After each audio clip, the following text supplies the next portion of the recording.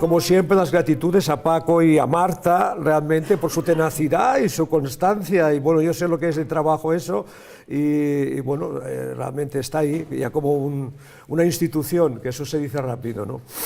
Luego también me uno naturalmente a la memoria de Gloria, a la cual, como cuenta Paco, hace muchos años conocí, y a María José, que era una habitual, que fuera una amiga mía buena, que no coincidíamos en casi nada ideológicamente, pero bueno, se tenían conversaciones magníficas y ella vino varias veces aquí. O sea, son dos muertes en el último año de personas muy amiga de Marta también, etcétera, ¿no?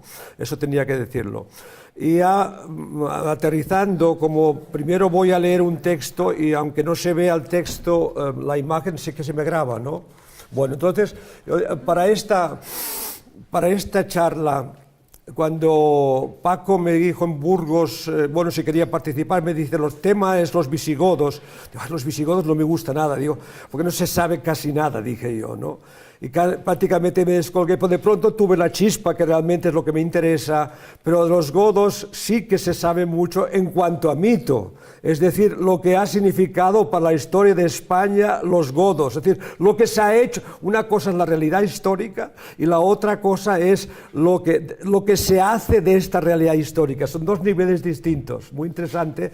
Y antes hemos visto la realidad histórica y yo me voy a situar en lo que sirve para construir el discurso histórico. O sea que el título de mi conferencia sería la contribución de las imágenes a la creación del discurso histórico, ¿no? Imágenes, no, evidentemente el discurso histórico es un discurso hablado o escrito, entonces podríamos pensar que las imágenes son simplemente un complemento de ilustración. No es cierto, las imágenes tienen un peso específico en la construcción y así está un poco lo que nos enseñó Marta ayer, que realmente en la construcción del discurso histórico hay varios niveles y ella destacaba el papel del arte. Y el papel del arte no es decir, bueno, pues nada, hacerme propaganda, simplemente las potencialidades del arte son específicas, ¿no? Entonces ya veremos cuáles son referentes al periodo visigótico. Y de un modo especial, aunque no es el principal tema, es también tanto la escultura como la pintura. Es decir, ese es el título real. El título que aparece no es una culpa de Paco, es una culpa mía, porque cuando él me llama, yo estaba dudando si quería hacer el tema del mito y no me sentía inseguro y me retrotraje a una seguridad, que unas diapositivas que tengo muy buenas de sarcófagos que también prestan. Bueno, dicho esto, yo diría, voy a hacer una cita leída y luego ya acabo con la cita leída, pero yo me oriento siempre en lo que hay, ¿no? Y realmente me apoyo en 3 libros. Uno es un libro de José Luis Villacañas, que es un catedrático de filosofía en Madrid, creo que la Complutense, que últimamente le ha dado por reinterpretar la historia de España, sobre todo desde el ángulo intelectual, y está produciendo algunos títulos muy llamativos para mí. Yo he leído algo de él, y bueno, curiosamente ha escrito algo sobre los godos, que yo no he leído del todo, pero hay dos páginas, una media página, que sitúa exactamente el problema como yo quiero situarlo. Esta es una referencia, la otra es de un profesor de Castilla-La Mancha, se llama Miguel Cortés Arresca, un libro precioso que se llama Los godos de los románticos, que damos en el punto central de la historia, es decir, la historia que arrastramos con todas sus simplificaciones, sus mitos, que ahora, y eso será un poco el debate o conversación final, parece que vuelve a renacer, parece que no ha pasado nada y volvemos a no sé qué historia eterna, gloriosa, etcétera, etcétera. Entonces, bueno, voy a leer el párrafo y el tercer libro, que para mí es fundamental, es Álvarez Junco. Álvarez Junco ha dirigido una colección de historia de España de los mejores especialistas y uno que yo se lo recomendé justo hace años y él ya se lo compró enseguida, que es Las historias de España. Para mí realmente es un libro en estos momentos, y insistiré en esto al final de la reflexión, es especialmente necesario, ¿no? Porque allí realmente se ve que la historia de España pues, ha ido cambiando y que ha dejado una serie de mitos que se repiten, como si y ahora lo vemos con las declaraciones de ciertos políticos referentes a la historia de América, como realmente si no hubiese habido el año 92, que es el año del aniversario del viaje de Colón a eso que luego se llama América, Ortega, y luego el 2010, que es el aniversario de la independencia, en la cual yo he participado en algunos coloquios universitarios en Colombia, y cómo se planteó y replanteó ahí muchas cosas de la historia. Lo digo porque estas tres piezas para mí son fundamentales. Y ahora paso a la lectura, porque realmente sitúa lo que yo voy a decir. Y a veces digo Villacañas repasa un poco las fuentes de la época para los visigodos y resume esta información, es decir, lo que hay de material de la época, es decir, de historiadores, de escritores de la época, que son fuentes, y él dice, resume, dice, aunque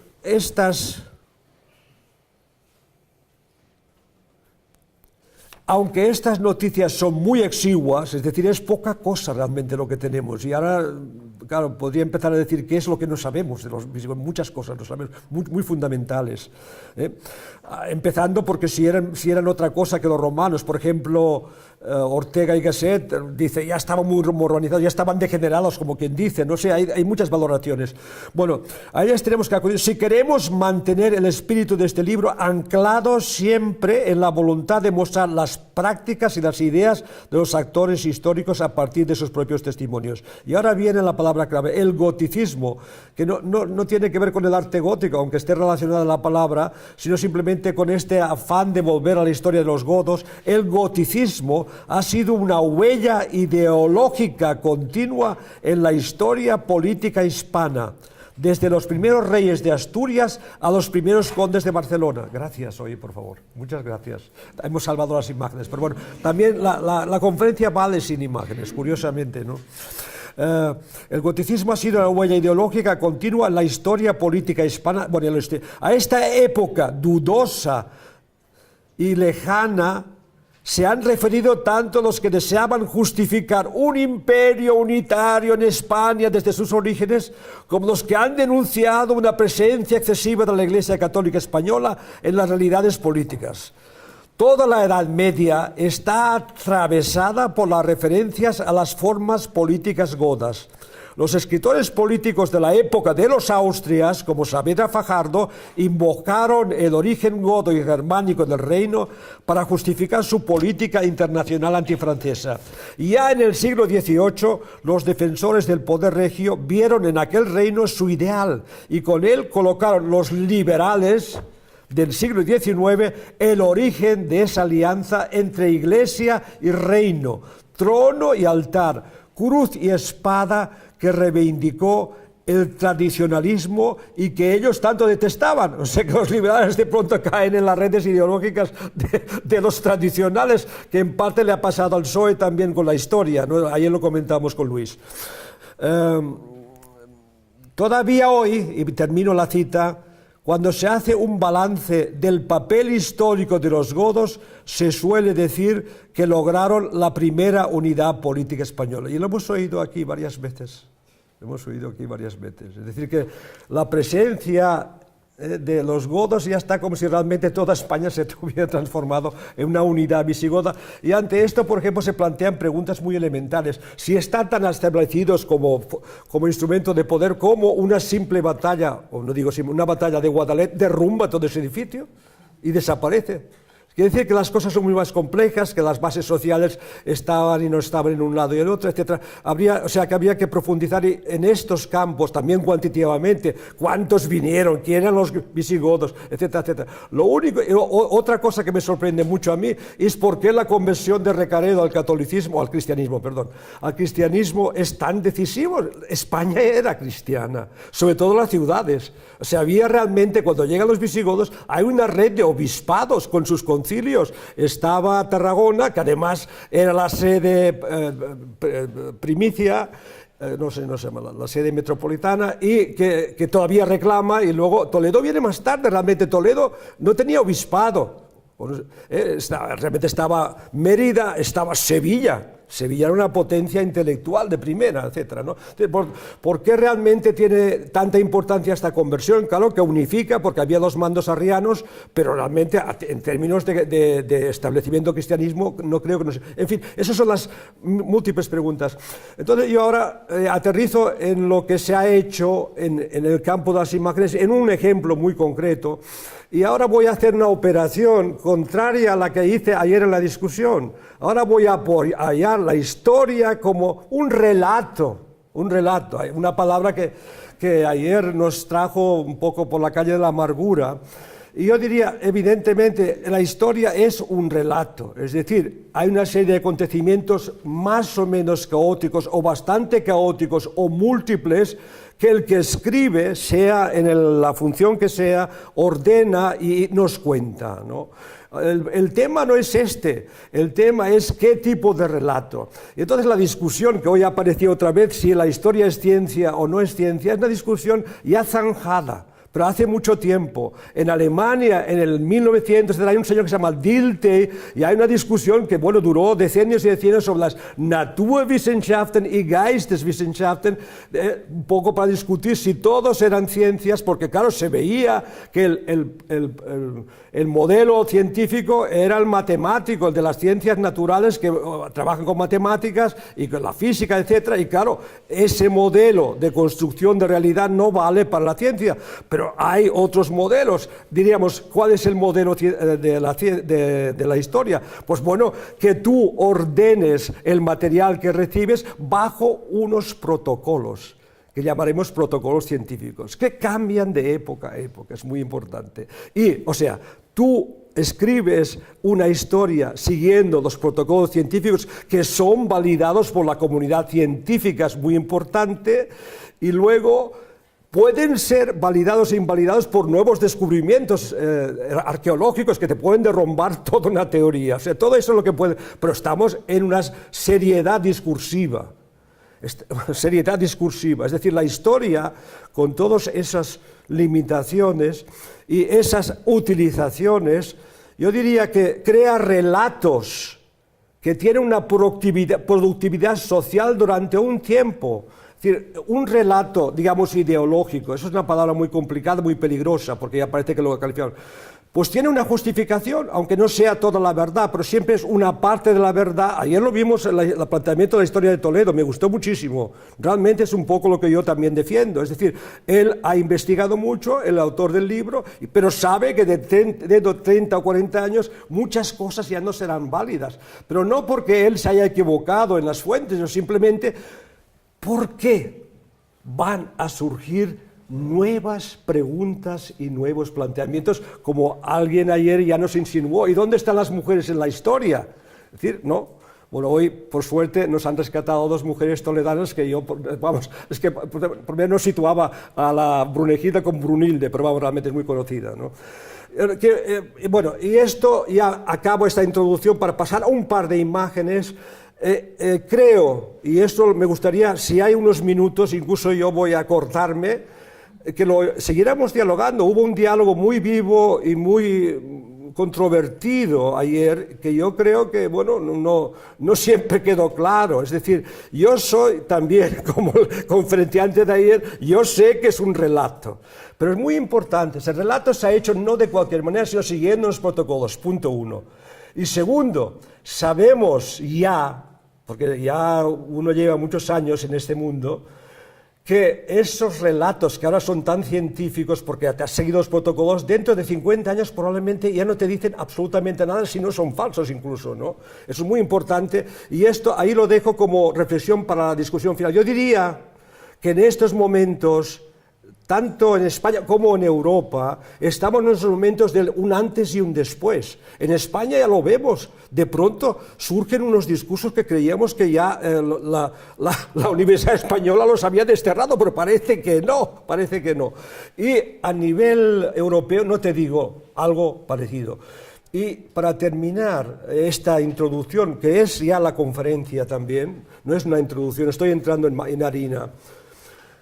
Ayer dijimos, es que él decía el presente no existe, bueno, el presente, yo dije, sí existe por presente, es una combinación de una proyección de futuro y lo que sabemos del pasado que nos va transportando. Claro, la proyección de futuro es importante. Yo, por ejemplo, que voy mucho a Cuba con regularidad, y yo siempre digo, los cubanos han perdido la noción de futuro, y es un poco exagerado, pero es real. Es decir, ellos no saben lo que va a ser del país dentro de 5 años, porque allí está el tiempo parado. Entonces, bueno, van sobreviviendo, y si preguntas a mucha gente joven qué es lo que tú deseas, es marcharme. Es decir, vamos, yo podría contar en ese sentido cosas muy impactantes, ¿no? Ahora bien, nosotros no tenemos este problema, realmente estamos en una situación de bienestar, las cosas están ordenadas, las instituciones funcionan, pero están surgiendo unas transformaciones tan radicales que no sabemos dónde vamos a aterrizar, ¿no? Por ejemplo, el tema de la inmigración, que tanto nos realmente amenaza. Yo hace poco leí un informe en el Financial Times, que no es cualquier cosa, que la población de África en el periodo de 30 o 40 años próximos se va a doblar. Se va a doblar. Parece que hay estudios que lo demuestran. Ya no me paso a detallar qué significa eso y si lo enfocamos bien o lo enfocamos mal o cómo se aborda, etcétera, etcétera. Bueno, y luego ya en terrenos más concretos, todo el tema de la robótica, de la biotecnología. En Alemania se discute mucho el tema de la robótica, de la inteligencia artificial, qué puestos crea, qué puestos. No son ni pesimistas ni optimistas, se enfrentan a eso porque es lo que nos viene. Es decir, realmente el mundo del trabajo, ya sabemos, antes se estudiaba una profesión, ahora todo es provisional, todo es precario, el trabajo es precario.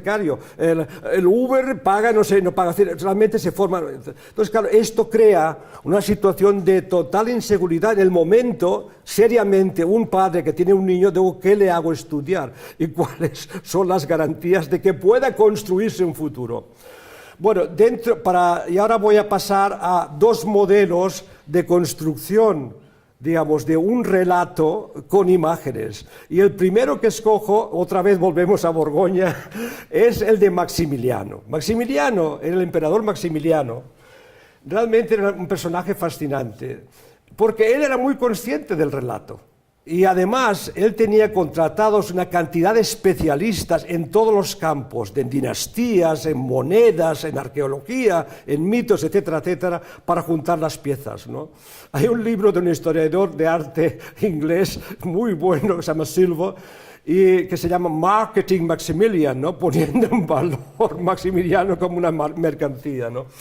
Y yo hablé en la primera sesión de muchas imágenes, pero las que hablo hoy no las hablé de ese día, que son los de la tumba. La tumba de Maximiliano en Innsbruck, por desgracia las fotos, no pude ir a Innsbruck de nuevo y hacer mis fotos, es que son fotos de fotos, pero bueno, de alguna manera hablan, ¿no? Para los que no sepan de qué va la cosa, realmente él está enterrado en la Hofkirche, la iglesia de la corte, en Innsbruck, y para eso él se preparó una tumba complicadísima que no sabemos muy bien interpretarla porque nos faltan datos, no se terminó como siempre, pero en definitiva, en qué consiste, vemos aquí un mausoleo y arrodillado sobre el mausoleo está Maximiliano rezando ante el altar mayor, ¿no? Y entonces, no sé si se ve bien o mal, a la derecha, a la izquierda y a la derecha, hay una fila larga de bronces que son reyes, condes, etcétera, etcétera, ¿no? Bueno, entonces yo voy a hablar de esta fila, qué escoge y por qué escoge, pero voy a hablar solamente 3 o 4 ejemplos, no voy a comentar toda la fila porque eso, ni siquiera voy a entrar en disquisiciones de historia del arte, etcétera, etcétera, que son muy importantes, pero que no vienen al caso aquí. Voy a hablar qué selección hace y vamos a ver que es una combinación muy interesante. Vamos a ver si lo aprieto por aquí, ¿no? Bueno, aquí ya le vemos mejor rezando y bueno, esta colección, por decirlo así, de figuras son figuras muy reales y contemporáneas. Por ejemplo, la que estoy mostrando es la de su hija Margarita de Austria, de gran memoria. Esa sí que es una gran, bueno, hay muchas, es una gran mujer, una gran política, extraordinaria, ¿no? Realmente, que tuvo la mala suerte de que su marido realmente se murió al cabo de un año, año y medio, que cambió la historia, eso cambió la historia de España, la historia de España. Pero esta mujer luego se casa en Saboya, se le muere su marido de un accidente a caballo, y bueno, ya la tenemos viuda después, y había sido rechazada por el rey de Francia, porque de niña ya la habían colocado para el rey francés, o sea que la primera, la segunda y el tercer, y luego ya parece que se acabó lo que se daba, y la nombran gobernadora de Flandes, que casi nada, ¿no? Lo administra con una calidad y forma a su sobrino Carlos V. O sea que ella sabía qué es lo que manejaba. Bueno, esa es Margarita de Austria, y os voy a poner otro ejemplo simultáneo de la contemporáneo. ¿Estos son quiénes, señor? Pues son Fernando el Católico y Juana I de Castilla. La que mucha gente inocentemente dicen Juana la Loca, que hay que eso desterrarlo, por favor. Realmente es ahistórico, no le hace justicia, es una mujer de una categoría tremenda, a pesar de todo lo que pasó y lo que vivió, y que probablemente estuvo enferma, pero es más complicado. Pues no voy a meterme en eso. Entonces, vemos aquí a Fernando el Católico y a su hija Juana, y a la Juana en detalle, ¿no? Vale. Entonces, lo que sigue son reyes, reinas de todos los reinos de Europa. Realmente en esa tumba está toda Europa. ¿Y cómo? ¿Se lo había inventado? No, pues por sus especialistas descubrieron que una tía abuela estuvo casada con ese rey. ¿Cuántos minutos me quedan? 5.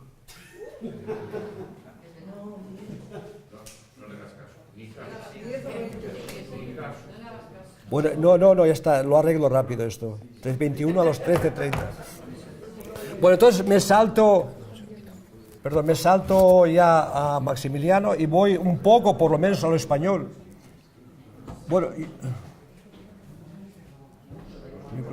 y acabamos con Arturo. Sí, bueno, pero... Bueno, aterrizamos en España, ¿no? Lo siento, porque, claro, ¿qué voy a hacer? Claro, porque si no me quedo en Maximiliano y no es el tema, ¿no? Bueno, el tema era para mostrar cómo se hace un relato y qué elementos tiene el relato. Y ahora yo lo que voy a hablar es de la colección de estatuas de los reyes de España, mandadas construir ya Felipe V y Fernando VI, que eran 93, ¿no? 93. Sí, en el año... Sí. Y resulta, y se empiezan a colocar, para colocarlas en la balaustrada del Palacio Real. O sea, era realmente empezando por los reyes godos y siguiendo hasta Fernando VI, ¿no? Realmente.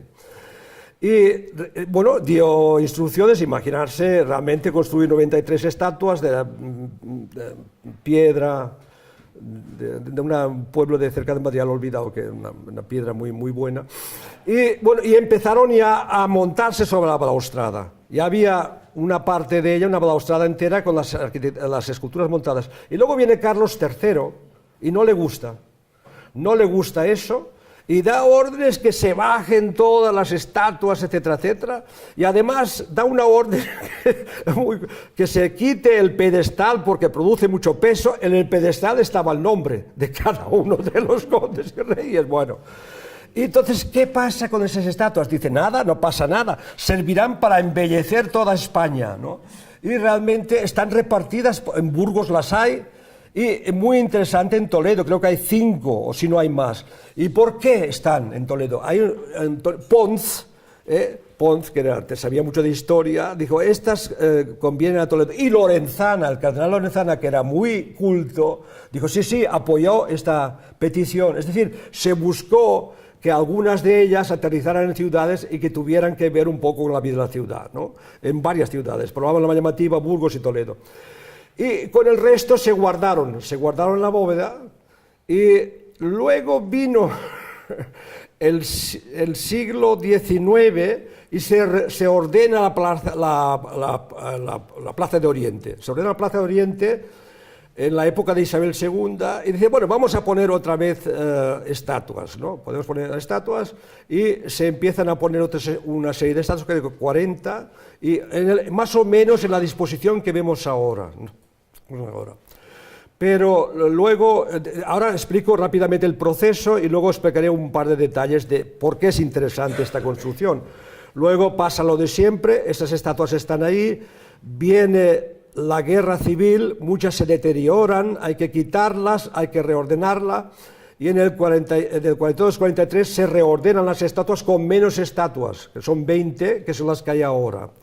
Y además, en el año 73 se está reordenando la fachada y alguien piensa que puede ser muy bueno colocar estatuas otra vez en la balaustrada. Y realmente es así. Lo curioso es que ahora, claro, como hay tantas estatuas, tantas figuras, tantos bustos, pues bueno, un día más hace calor, están ahí los que venden no sé qué. Realmente llegar hasta Palacio Real es toda una aventura. Y ahí está. El resultado final es una reorganización de la época de Isabel II, más una reorganización después de la Guerra Civil, más una reorganización de 73. Claro, en un estudio más detallado que aquí no podemos hacer, sería interesante qué aporta cada reorganización. Y yo lo que me interesa es el estado actual. El estado actual, realmente las estatuas que hay en la Plaza de Oriente son realmente desde el primer conde castellano. Bueno, si queréis os leo la lista, ¿no? O sea, realmente no sé si es apasionante la lista, ¿no? Pero bueno, como tenemos poco tiempo, están allí. Empieza con el primer rey godo. O sea, si uno sale del palacio, por la parte derecha, empieza el rey godo, y sigue una lista de reyes godos de 6. Y para mí lo interesante ya como construcción es que tenemos una secuencia de imágenes muy parecidas, es muy difícil distinguirlas, y pasa de Bamba. Y la siguiente estatua, ¿cuál va a ser? Don Pelayo. Don Pelayo. Estamos ya en Asturias, no ha pasado nada, es una estatua más. O sea, realmente 2 metros más tenemos desde Bamba, estamos ya en Don Pelayo. Y así sucesivamente, es un punto muy interesante. Y luego en la otra fila siguen ya los condes, Íñigo Arista, no sé, realmente siguen. Hasta el siglo X o XI no da para más, ¿no? Pero hay un momento también para mí curioso, y es que aparece ahí un conde castellano y al lado aparece Bifredo el Belloso. Bifredo el Belloso es el conde más o menos real o mítico que funda la dinastía catalana. Curiosamente, y lo digo yo, eso es una sospecha malévola, en casi todos dice del reino de Aragón o del reino de Navarra, etc. Y allí en Bifredo el Belloso no sabemos de dónde es y a quién pertenece. Con eso termino.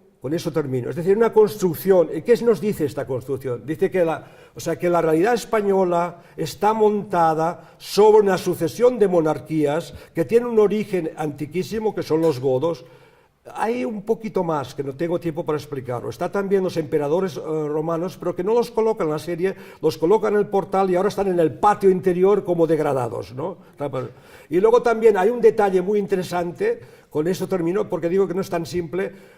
Colocan a los americanos. Tenemos una estatua preciosa de Moctezuma en la fachada del Prado de la Plaza de la Armería. A la derecha está Atahualpa y a la izquierda está Moctezuma. Es una innovación, realmente. Mirarlos si vais una vez, vestidos un poco como un ballet barroco, pero realmente hay un esfuerzo. Bueno, como realmente termina el tiempo, o sea, quiero decir que aunque parezca simplemente una acumulación, hay una construcción muy importante de la historia de España, es decir, una sucesión de monarquías muy antigua y que no se rompe y no pasa nada si viene otro, por descontado. Ahí no hay ningún rey árabe, ¿no? Está claro. O sea que, quiero decir que, para decirlo más fácil, ¿no? Bueno, entonces yo diría que bueno, termino y yo diría que sí, sí. Yo creo 3 cosas. Primero, que realmente la historia es un relato que crea una coherencia que es válida para la sociedad durante un tiempo. Esta coherencia se crea en España, en toda Europa, furiosamente nacionalista, con las herramientas más endebles, la raza de celtiberios, los que doblan el cuello a la poderosa Roma. No sé qué frases aparecen, muchísimas de estas, ¿no? Y luego el tema de la raza, que las complicaciones que tiene. Y luego, esto es muy difícil de terminar, porque yo lo siento por vosotros, pero realmente Menéndez Pidal está en ello también. O sea, gente muy valiosa por el trabajo que han hecho, que vienen de la institución libre de enseñanza y que el trabajo de Menéndez Pidal es súper válido realmente en lo que tiene de recuperación de literatura, pero está todavía en un discurso nacionalista, no primitivo, porque era muy culto, pero está realmente ahí, eso lo explica muy bien, no es invención mía, es Álvarez Junco, ¿no? Álvarez Junco. Y yo creo que en y ahora, para terminar, y como contrapartida, ayer yo digo, la historia sí ordena y explica, la historia sí da enseñanzas, y la historia es imprescindible para que realmente haya una identidad más moderna. Y como último ejemplo voy a poner, sí hay memoria de la historia. Y en Alemania, evidentemente, lo que ocurrió con los nazis realmente ha dejado una memoria profunda. Y voy a contar dos pequeñas anécdotas que dice, hace bastantes años se iban a renovar los padrones de cada uno, cada ciudadano, porque estaban anticuados, y se repartieron hojas para todo el mundo para que rellenara de nuevo, para que el Estado estuviera actualizado. Pues hubo una gran resistencia a rellenar estos padrones porque decían que el Estado se inmiscuía demasiado en la vida privada. Se llevó a los tribunales y ganó la resistencia. ¿Y por qué? Porque ellos recordaban que si el Estado tiene demasiado poder en conocimiento sobre los ciudadanos, están en peligro. Es un ejemplo de memoria y de reacción a la memoria. Y otro ejemplo, y termino definitivamente, me acuerdo hace años, Alemania tiene un ejército poderoso, pues comparado con Estados Unidos, un enanito, porque no sabéis que Estados Unidos tiene más ejército que todos los ejércitos de todo el mundo. Es un dato que buscarlo en Internet, en Wikipedia, que es realmente impactante. Bueno, pues, entonces, cuando se discuten los presupuestos del ejército en el Parlamento, yo nunca he oído una discusión de que se quieran recortar, ni mucho menos. Eso se acepta. Pero el ejército alemán estaba un poco con mala conciencia y no se le veía. Entonces empezó a ensayar a hacer la jura de la bandera de los soldados en público, no sé si en alguna ciudad o en otras ciudades. Pues hubo una gran protesta por eso y no se celebró la jura de la bandera en las calles. ¿Y por qué hubo protesta? Es muy interesante, porque realmente los alemanes, claro que aceptan que tienen que tener un ejército, lo que no aceptan los rituales, todo esto que magnifica, ¿no? Lo que ellos habían vivido tanto, el nazismo era una suma de rituales potentísima, ¿no? que subyugaba a la gente. Bueno, y por lo tanto, realmente la memoria es importante y la memoria de la historia actúa. Y yo creo que para nosotros es lo importante.